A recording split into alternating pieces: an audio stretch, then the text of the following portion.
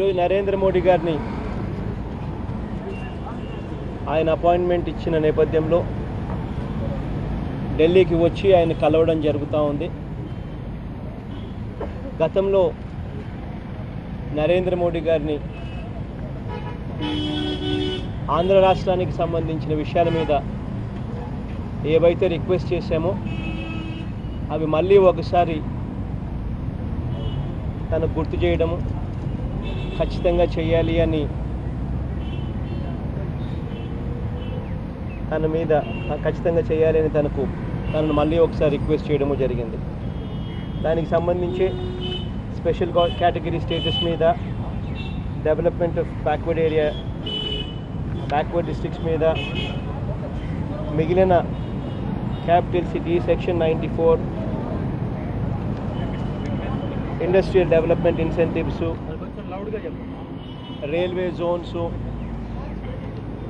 ఇవన్నీ కాక అడిషనల్గా ఈసారి నరేంద్ర మోడీ గారిని కలిసిన విషయాలలో పోలవరము పట్టిసీమ ప్రాజెక్టుల గురించి కూడా నరేంద్ర మోడీ గారి దృష్టికి తీసుకొని రావడం జరిగింది.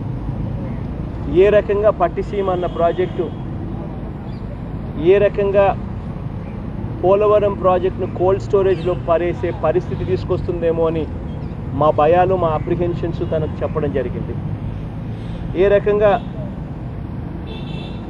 పోలవరం ప్రాజెక్టుకు సంబంధించి త్వరితగతిన పూర్తి చేయాల్సిన ఆవశ్యకతను తనకు గుర్తు చేయడం జరిగింది. పట్టిసీమ వస్తే గోదావరి వాటర్ డిస్ప్యూట్ ట్రిబ్యునల్లో మెన్షన్ చేసి ఉన్న ఈ 7E అండ్ 7F అన్న ఈ క్లాసెస్ వల్ల ఏ రకంగా మా ప్రాంతానికి, ఏ రకంగా ఆంధ్ర రాష్ట్రానికి అన్యాయం జరుగుతుంది అని ఎక్స్ప్లెయిన్ చేయడం జరిగింది. 7E ఏం చెప్తుంది అని అంటే పోలవరం ప్రాజెక్టుతో పూర్తితో సంబంధం లేదు. పోలవరం ప్రాజెక్టు పూర్తి కావాల్సిన పని లేదు. పోలవరం ప్రాజెక్టు పనులు మొదలుపెట్టిన వెంటనే, CWC అనుమతి వచ్చిన వెంటనే 35 TMCల నీళ్లు పైన ఉన్న కర్ణాటక, మహారాష్ట్రాలు నీళ్లు మనకు ఇవ్వడం మానేస్తాయి.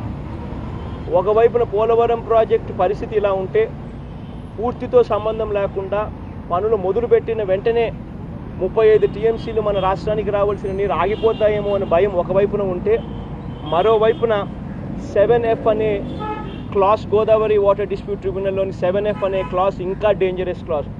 ఆ క్లాస్ ఏం చెప్తుంది అని అంటే గోదావరి నుంచి ఇంకా అడిషనల్గా ఎన్ని నీళ్లు మీరు డైవర్ట్ చేస్తారో ఆ డైవర్ట్ చేసిన ఎక్స్ట్రా నీళ్ళల్లో కూడా ప్రపోర్షనేట్గా కర్ణాటక అండ్ మహారాష్ట్రకు కూడా అడిగే హక్కు ఉంటుంది అని చెప్పే క్లాసు. ఈ క్లాసు కూడా చూపించి మాకు భయం వేస్తూ ఉంది, మాకు అప్రిహెన్షన్స్ ఉన్నాయి. ఈ క్లాస్ చూపించి రేపొద్దున పట్టిసీమ ప్రాజెక్టుని చంద్రబాబు నాయుడు గారు ఫౌండేషన్ స్టోన్ వేసాడు. ఇప్పుడు పట్టిసీమ ప్రాజెక్టు చంద్రబాబు నాయుడు గారు ఫౌండేషన్ స్టోన్ వేసాడు కాబట్టి ఈ క్లాస్ చూపించి మరో 35 TMCలు నీళ్లు, మాకు రావాల్సిన నీళ్లు కర్ణాటక, మహారాష్ట్రాలు ఆపేస్తాయేమో అని మాకు భయంగా ఉంది అని 7F క్లాస్ కూడా చూపించి, ఇటువంటి పరిస్థితుల్లో మా భయాలు ఉన్నాయి కాబట్టి దయవుంచి మా భయాల మధ్య ఈ ప్రాజెక్టు జరుగుతూ ఉంది, మా భయాలను నివృత్తి చేయండి అని చెప్పి తనని రిక్వెస్ట్ చేయడం జరిగింది. దానికి ఇంకొకటి కూడా చెప్పాం, పట్టిసీమ ప్రాజెక్టు మొదలుపెట్టడం వల్ల మధ్యలో ఎక్కడా కూడా స్టోరేజ్ కెపాసిటీ అనేది ఎక్కడా కూడా లేకుండా ఈ ప్రాజెక్ట్ కడతా ఉన్నారు. స్టోరేజ్ కెపాసిటీ ఉంటేనే నీళ్ళు అనేది వరద వచ్చినప్పుడు స్టోర్ చేసుకోగలుగుతాం. స్టోర్ చేసుకునే కెపాసిటీయే పోలవరం ప్రాజెక్టు. ఆ పోలవరం ప్రాజెక్టులో 194 TMC గ్రాస్ స్టోరేజ్ చేసుకునే కెపాసిటీ ఉన్న పరిస్థితి కాబట్టి పోలవరం అన్నది అంత ఆవశ్యకత అని కూడా తనకు చెప్పడం జరిగింది. దాని తర్వాత పట్టిసీమ ప్రాజెక్టులో చంద్రబాబు నాయుడు గారు ఎందుకింత తొందరపడి ఈ నిర్ణయాలు తీసుకుంటున్నారు అన్నది రాయలసీమ ప్రాంతం మీద ఉన్న తనకున్న ప్రేమని కాదు. కారణం ఏంటంటే రాయలసీమకు సంబంధించి తనకు ప్రేమ ఉంటే రాయలసీమ ప్రాజెక్టులు కంప్లీషన్ కోసం తాను కేటాయింపులు చేసిన అమౌంట్ ఈ సంవత్సరం ఎంత అని చూస్తే గాలేరు నగర్కి తాను ఇచ్చింది 169 కోట్లు, హంద్రీ నీవకు తాను ఇచ్చింది 200 కోట్లు, గాలేరు నగరి పూర్తి కావాలి అని అంటే 2600 కోట్లు కావాలి. హంద్రీనీవ పూర్తి కావాలంటే 1100 కోట్లు కావాలి. వెలుగొండకు తాను కేటాయింపులు చేసింది కూడా 150 కోట్లు. పూర్తి కావాలి అని అంటే ఆ ప్రాజెక్ట్ 1500 కోట్లు కావాలి. కాబట్టి తాను చేసిన కేటాయింపులు మెయింటెనెన్స్కే సరిపోతుంది తప్ప ప్రాజెక్టులు పూర్తి చేయడానికి ఏమాత్రం కూడా సరిపోని అమౌంట్ అని క్లియర్గా అర్థమవుతా ఉంది. చంద్రబాబు నాయుడు గారు పట్టిసీమ అనే ప్రాజెక్ట్ చేస్తూ ఉన్నది ఎందుకు అని అంటే కేవలం తనకు సంబంధించిన కాంట్రాక్టర్కు వర్కులు ఇప్పించుకున్నాడు. అది కూడా ప్రీ కండిషన్స్ అన్నీ కూడా టెండర్ కండిషన్స్లో ప్రీ రిక్విజిట్స్ అన్నీ కూడా మార్పులు చేసి కాంపిటీషన్ లేకుండా చేసి కేవలం తనకు సంబంధించిన కాంట్రాక్టర్లు మాత్రమే కోట్ చేసేట్టుగా చేసి తనకు సంబంధించిన వ్యక్తికి ఆ టెండర్లు ఇప్పించుకునే దానికి మాత్రమే టెండర్లు చేశారు. ఆ టెండర్లలో కూడా 21.9% ఆ టెండర్లలో కూడా ఎక్సెస్ కోట్ చేస్తే ఆ ఎక్సెస్ కోట్ చేసిన దాంట్లో 5% పర్మిసబుల్ లిమిట్ కింద తాను ఒప్పుకుంటూ మిగిలిన 16.9% ఏదైతే ఎక్సెస్ ఉందో దాన్ని బోనస్ కింద డిక్లేర్ చేయడం జరిగింది. అసలు ఏదైనా బోనస్ కండిషన్ అనేది టెండర్లు పిలిచేటప్పుడు కండిషన్లో బోనస్ క్లాస్ అనేది టెండర్లలో లేదు. అటువంటిది టెండర్లు కోట్ చేసిన తర్వాత ఎక్సెస్ అమౌంట్ ఎవరైతే వేస్తారో ఆ ఎక్సెస్ అమౌంట్ను జస్టిఫై చేసే దానికోసం ఆ బ్యాలెన్స్ అమౌంట్ను బోనస్ కింద డిక్లేర్ చేయడం అన్నది ఇంతవరకు ఏ టెండర్ చరిత్రలో కూడా ఎప్పుడూ కూడా జరగని విషయం.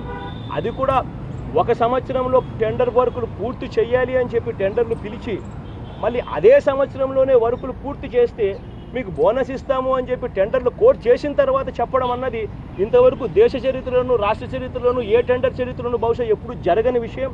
ఇది పూర్తిగా చంద్రబాబు నాయుడు గారు డబ్బులు దండుకునే దానికోసం పూర్తిగా చేస్తూ ఉన్నాడు అన్నది కూడా నరేంద్ర మోడీ గారి దృష్టికి కూడా తీసుకొని పోవడం కూడా జరిగింది.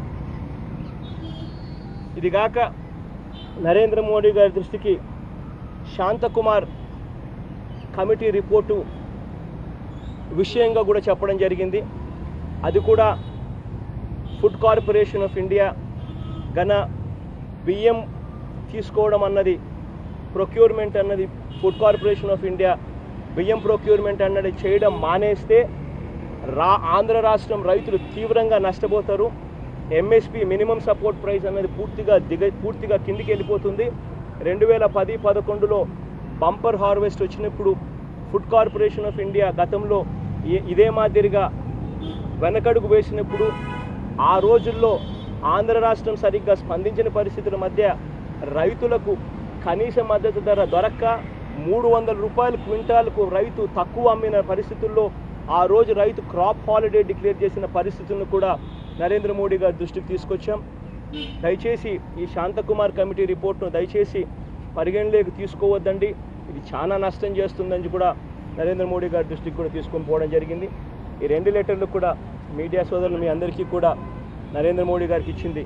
మీ అందరికీ కూడా ఈ 2 లెటర్లు కూడా మీకు డిస్ట్రిబ్యూషన్ చేస్తాం. దయచేసి మీరు కూడా చూసుకోండి.